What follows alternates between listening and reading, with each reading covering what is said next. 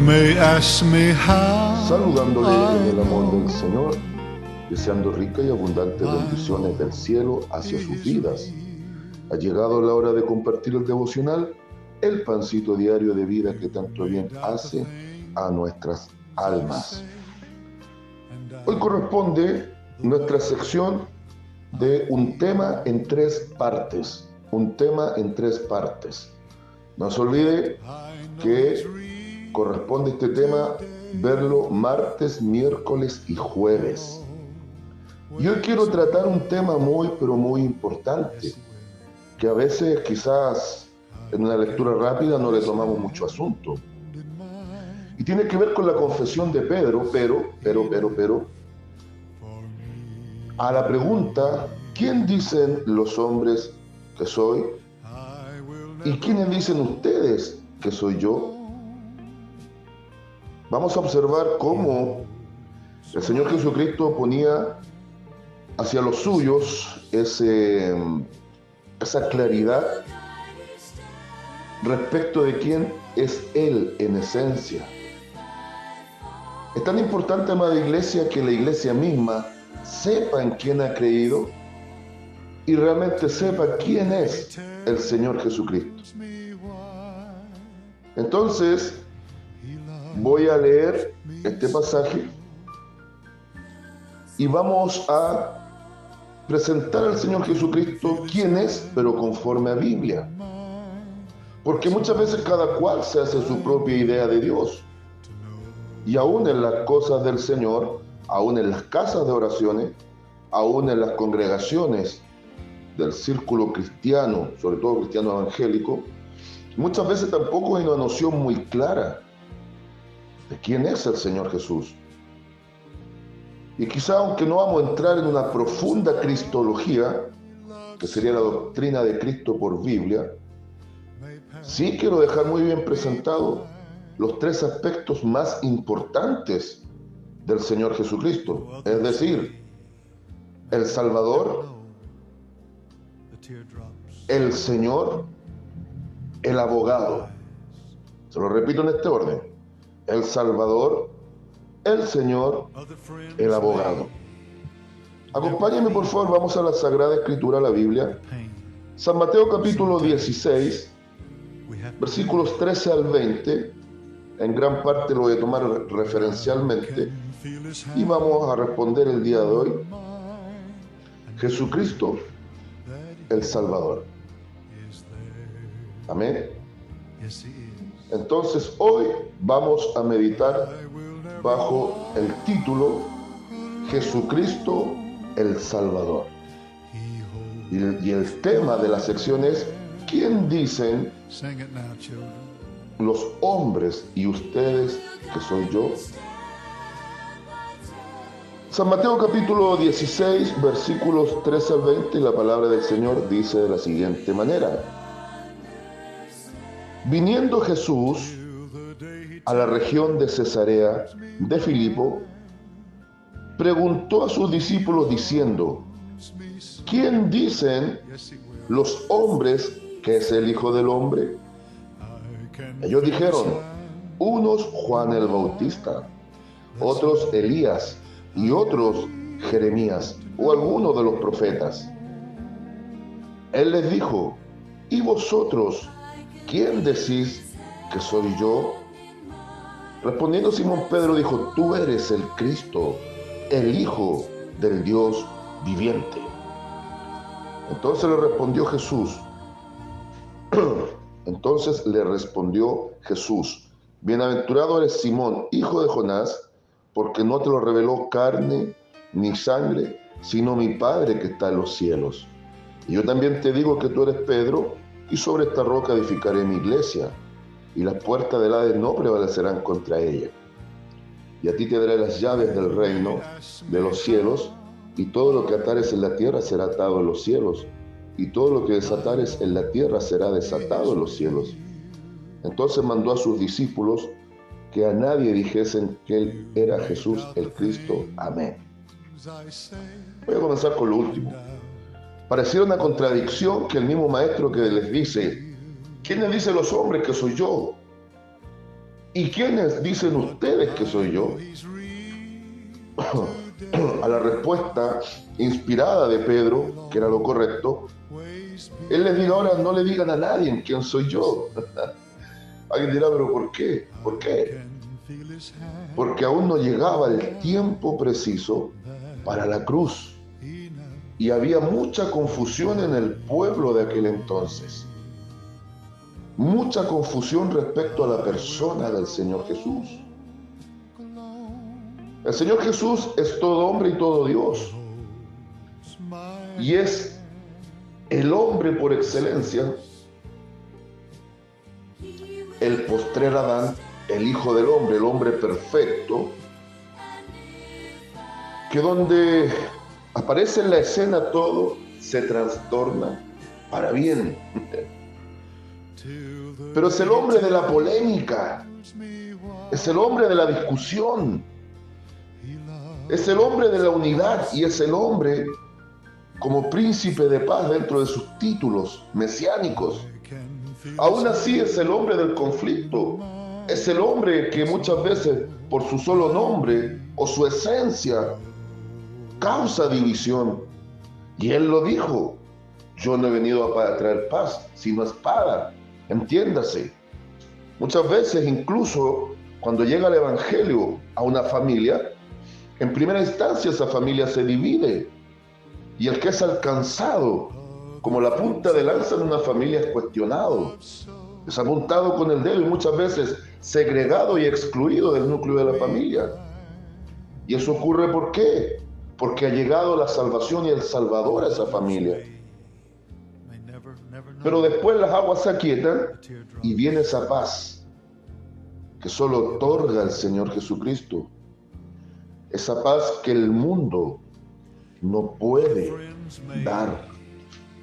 Esa paz que prometió el Señor Jesús y que dice que es una paz duradera, no esa paz transitoria, no esa paz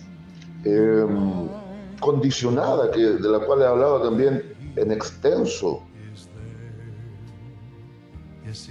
De tal forma, amada iglesia del Señor, que este pasaje es muy decidor, nos dice mucho, nos muestra las grandes dudas y conflictos que habían en la sociedad de los días del Señor Jesucristo respecto de quién es en esencia Él.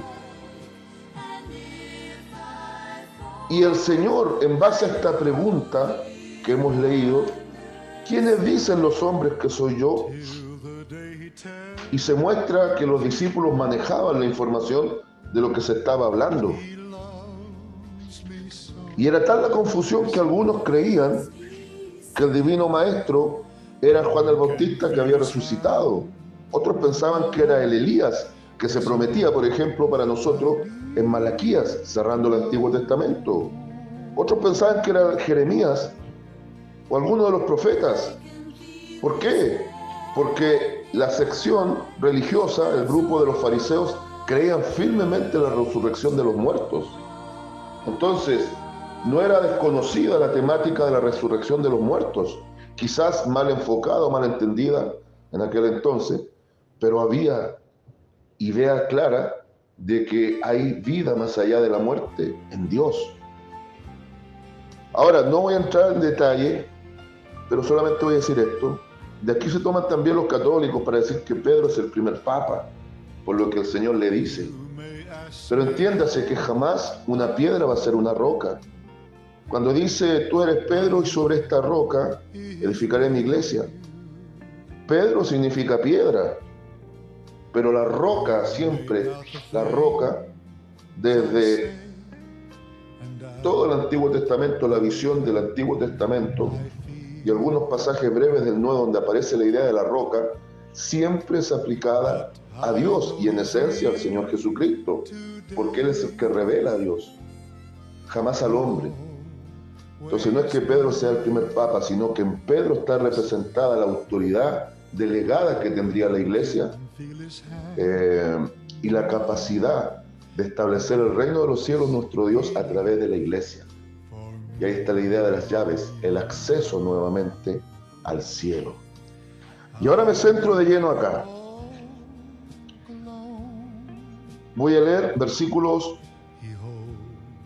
15 al 17. Él les dijo: ¿y vosotros quién decís que soy yo? ¡Wow! Tremenda pregunta. Si yo le preguntase a usted, para usted, ¿quién es Cristo? Para mí, ¿quién es Cristo? Es clave entenderlo. Y viene la respuesta inspirada de Pedro: tú eres el Cristo, el Hijo del Dios viviente. Y aquí el maestro le representa la bienaventuranza a Pedro. Simón, hijo de Jonás, era bienaventurado porque no fue revelado por el hombre, sino por Dios mismo que está en los cielos. Pero voy rápidamente a la primera parte de esta respuesta contundente. ¿Quién es Cristo? En primera instancia es el Salvador. Salvador. Entonces Él es el Salvador y la salvación. Vamos rápidamente a San Mateo capítulo 1, versículo 21. Cuando viene la anunciación del nacimiento del Señor Jesucristo a través de Gabriel, el arcángel, hacia María, la favorecida. Y dará a luz un hijo y llamará su nombre Jesús, porque Él salvará a su pueblo de sus pecados. Mire qué extraordinario, el Salvador. Isaías lo veía como Emmanuel, Dios con nosotros. Y quizás alguien diría, pero tendría que haberse llamado Emmanuel, Dios con nosotros. Lo que pasa es que Emmanuel presenta a este que muy pocos conocen. ¿Quién dicen los hombres que soy yo? Ahora, ¿quién dice mi Padre que soy yo? A través de Isaías, Dios el Padre dice: viene Emmanuel, Dios con nosotros. Todo hombre y todo Dios, perfecto, absoluto, bendito, eterno, santo, verbo encarnado, dice Juan en su escrito del Evangelio. El Cordero de Dios para el sacrificio, dijo Juan el Bautista. Pero es Dios con nosotros, en su esencia de Dios y todo hombre. Pero a la función que venía, a la obra que venía, era hacer la salvación y el Salvador. De hecho, toda la Biblia se resume en un tema doble: la salvación, el Salvador, la redención y el Redentor. Y para nada fue antojadizo que se llamase Jesús. Jesús viene de una raíz hebrea que es Oseas, que significa salvación. Pero teológicamente, cuando aparece el nombre de Dios en otro nombre, se llama un nombre teofórico. Teofórico. Y la jotita para nosotros, y griega, sería para el judío Yeshua. Está ya inserto el nombre de Yahweh o Yahvé o Jehová. Por lo tanto, ahora Jesús significa Dios trae salvación. Jehová trae salvación en la persona de su Hijo, el cual es Dios con nosotros, el Verbo encarnado. Jehová trae salvación, Dios trae salvación. Y así cerraba el Antiguo Testamento con Malaquías, en el capítulo 4, donde nos presenta que vendría Elías. Por eso había confusión. Pero en la persona del Bautista, un profeta con el mismo espíritu de Elías, pero con la funcionalidad de preparar el camino de este Salvador, del cual pocos conocen. Pero al mismo tiempo, dice el profeta Malaquías que vendría el ángel del pacto, no que el Señor Jesús sea un ángel. En el Antiguo Testamento se mostraba como el ángel de Jehová, un ángel especial, no creado, sino una manifestación visible, corpórea, del Verbo antes de encarnar. Pero ahora venía en esencia Dios mismo en carne, como el Salvador y la salvación, hecha persona. Por eso su nombre es Jesús, Yeshua, salvación, pero Dios trayendo salvación en la persona de su propio Hijo.